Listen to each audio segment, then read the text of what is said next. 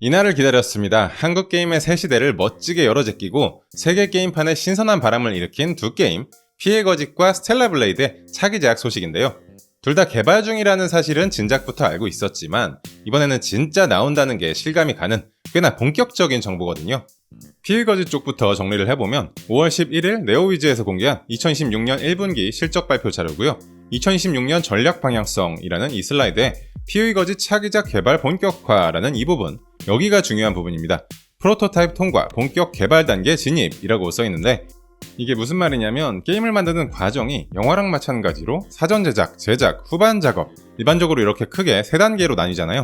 이 중에 어떤 게임을 만들지 구상하고 기획서 쓴 다음 아주 간단한 프로토타입을 만드는 사전 제작 단계를 마치고 이제 그 구상대로 실제 게임에 들어갈 각본도 쓰고 캐릭터, 그래픽, 사운드, 프로그래밍, 레벨 디자인 등등 한마디로 본격적인 내용물을 만드는 풀 프로덕션 단계에 들어간다고 보면 될 것 같습니다. 이거 말고도 같은 자료의 뒤쪽 페이지를 보면 여기 피해 거짓 차기작의 개발 단계가 버티컬 슬라이스라고 되어 있는데요.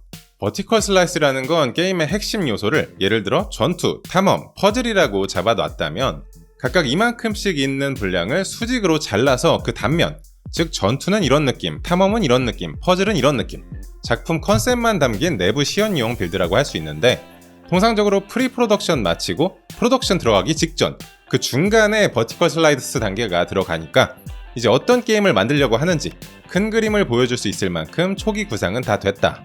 대략 이 정도로 생각하고 있으면 될 것 같고요. 그 밖에도 이 자료를 쭉 살펴보니까 아주 흥미로운 내용이 포함되어 있더라고요. 여기 보시면 피해 거짓 차기작 위아래로 프로젝트 루비콘이랑 프로젝트 윈디라는 게임이 있는데 이게 다 피해 거짓을 만든 라운드에잇 스튜디오 신작들이거든요. 전부 PC, 콘솔 플랫폼으로 나오는 게임이고요. 이러면 이제 어떤 게임일까 궁금증이 뭉게뭉게 피어나는데 라운드에잇 스튜디오의 전략적 Q&A 슬라이드에서 그 답을 찾을 수 있었습니다. 시나리오 라이터 출신 디렉터를 영입하며 스토리텔링 역량을 강화하는 것으로 보입니다.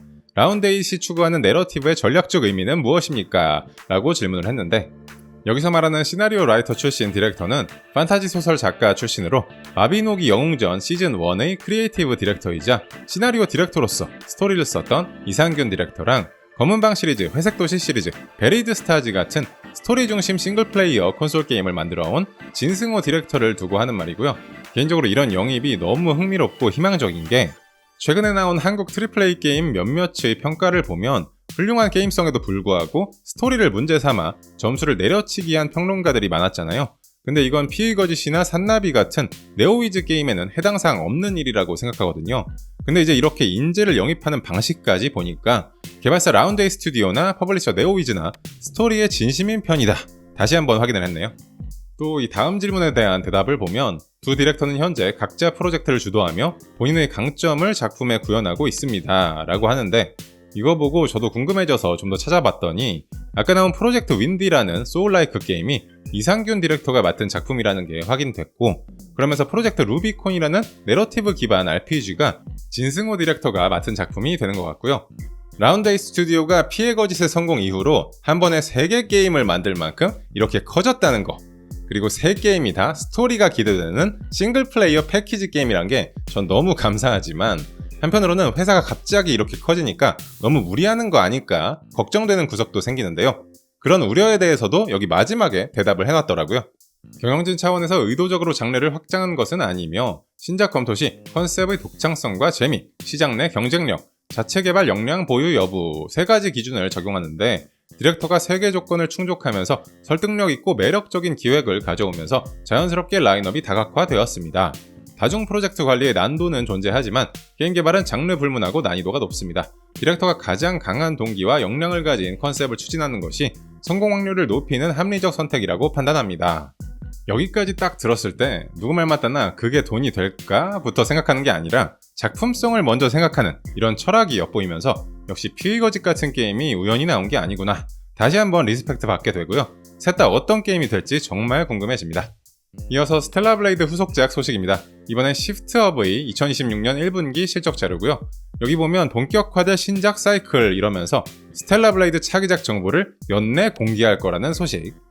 일러스트레이터 출신인 김영태 대표가 설마 말로만 정보를 풀지는 않을 것 같고 모르긴 몰라도 최소한 티저 트레일러나 컨셉 아트 같은 거 정도는 볼 수 있지 않을까. 여기도 보시면 CDDP라는 약자가 박힌 수트를 입은 한 캐릭터의 뒷모습이 실려있는데 실은 이게 여기 처음 나온 건 아니고요. 앞서 몇 달 전에 올라온 시프트업 구인 글에 이 그림의 큰 버전이 같이 올라와 있었거든요. 이게 언뜻 보면 그냥 2부의 뒤태 같기도 하지만 게임 팬들 사이에서는 아니다, 새로운 캐릭터다. 이 CDDP는 콜로니 모시기 폴리스일 것 같다. 마더스피어가 2부 잡으러 보낸 적대 세력일지도, 이런 식으로 소설을 쓰고 있는 모습이고요. 이번에 확정된 진짜 큰 뉴스 하나는 이 Q&A 파트에 아주 분명하게 쓰여 있습니다. 특히 스텔라블레이드 차기작부터는 시프트업이 직접 퍼블리싱을 진행하는 자체 서비스 체제로 전환하고자 합니다. 이를 통해 스텔라블레이드 IP 고유의 색채를 온전히 살린 마케팅 전략을 주도적으로 전개할 수 있게 되었으며 IP 고유의 매력을 유저분들에게 직접적이고 효과적으로 전달할 수 있을 것으로 기대하고 있습니다. 아울러 스텔라블레이드 차기작은 전작 스텔라블레이드가 쌓아온 탄탄한 팬덤, 스테디셀러 IP로서의 입지에 더해 판매량을 극대화할 수 있는 최적의 전략을 수립하여 출시 초기부터 글로벌 유저층에게 폭넓게 다가가고자 합니다. 이 말인즉 소니 세컨드 파티 개발사로서 플스 독점작으로 나온 원때랑은 다르게 2는 시프트업이 자체 퍼블리싱을 하면서 멀티 플랫폼, PC, 콘솔 동시 발매 타이틀로 나올 가능성이 그만큼 커졌다고 볼 수 있을 것 같고요. 제일 큰 이유는 아까 라운드 8 케이스랑 비슷하게 스텔라블레이드의 성공 이후로 시프트업 몸집이 커져서 더 이상 소니의 힘을 빌릴 필요가 없다. 원때는 소니의 거대한 유통망과 마케팅 파워로 홍보, 현지화 같은 부분에서 큰 도움을 받았지만 이제는 스텔라블레이드 하면 콘솔 게이머들은 다 알 정도로 인지도도 높고 마케팅 면에서도 노하우가 생겼으니 굳이? 게다가 사실상 스텔라블레이드와 소니를 이어준 요시다 슈에이가 작년에 퇴사를 하면서 그런 쪽으로도 충분한 명분이 있었을 거고요. 사실 이 발표 전에도 어느 정도 눈치는 챘던 게 얼마 전에 시프트업이 언바운드라는 회사를 인수했다는 빅뉴스를 터뜨렸는데 이게 왜 빅뉴스냐면 언바운드가 바이오 하자드의 크리에이터이자 데빌 메이크라이 오카미의 프로듀서인 캡콤 레전드 미카미 신지가 새로 차린 일본 개발사라는 점, 이런 언바운드의 지분 전량을 취득할 정도로 커진 시프트업의 달라진 입지가 놀랍기 그지없었는데요. 이때 나온 보도자료 내용 중에 현재 언바운드는 글로벌 시장을 겨냥한 독창적인 PC, 콘솔 기반의 오리지널 IP를 개발 중이다. 시프트업은 이번 인수를 통해 글로벌 최정상급 개발 인력을 내재화하고 PC, 콘솔 기반의 신규 파이프라인 확충에 성공했다. 또한 향후 언바운드 신작 퍼블리싱을 직접 담당하고 시프트업만의 글로벌 서비스 역량을 단계적으로 구축해 나갈 방침이다. 이 정도 급의 개발사를 인수해서 퍼블리싱하는 마당에 자기가 직접 만드는 스텔라블레이드 2를 남한테 맡길 이유야 당연히 없겠죠. 이것도 전 시프트업 입장에서 잘한 결정이라고 보는데 그만큼 창작의 자율성이 보장되는 셈이니까요. 아시다시피 스텔라블레이드 1 출시 초기에 의상 검열 논란으로 한 차례 시끄러웠던 기억이 나는데 이런 부분이랑 PC, 콘솔 동시 발매 가능성에 대한 기대감으로 해외에서도 이 소식을 긍정적으로 받아들이는 분위기입니다. 개인적으로 콘솔 게임의 불모지 한국에서 피의거짓이랑 스텔라블레이드 같은 게임이 어떻게 나올 수 있었는지 그 사실만으로도 너무 신박한데 그렇게 힘들게 나온 작품들이 피의거짓은 2026년 3월부로 전세계 400만 장 판매. 근데 처음 나왔을 때 게임 패스로 한 사람도 많으니까 플레이어 수로 따지면 훨씬 많을 거고요. 스텔라블레이드는 제일 최근에 알려진 집계가 2026년 1월에 공식 발표는 아니지만 센서타워라는 시장 데이터 분석 기관에서 스텔라블레이드의 플스 누적 판매량이 370만 장, 스팀 누적 판매량이 약 240만 장이라는 결과를 뽑았더라고요. 합치면 600만 장이 넘어가는 수치니까요. 붉은 사막이 대박을 치고 여전히 뜨거운 상황에서 이렇게 또 다른 한국 트리플 A 게임 소식이 빵빵 터지니까 이게 꿈인지 생신지 잘 실감이 안 가는 구석이 있어요. 아무튼 콘솔 게임 데뷔작으로 몇백만씩 팔아치우는 한국 게임 개발사들 보면 정말 대단하죠. 저는 이렇게 부르고 싶어요. 한국 콘솔 게임의 아버지 피해거짓이랑 어머니 스텔라블레이드의 차기작 소식에 대해 여러분은 어떻게 생각하시는지 마구마구 댓글 달아주시고요. 앞으로도 게임통 채널에서 여러분과 나누고 싶은 국내외 게임 이야기가 너무나 많습니다.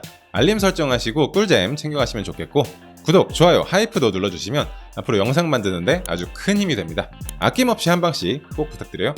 통취!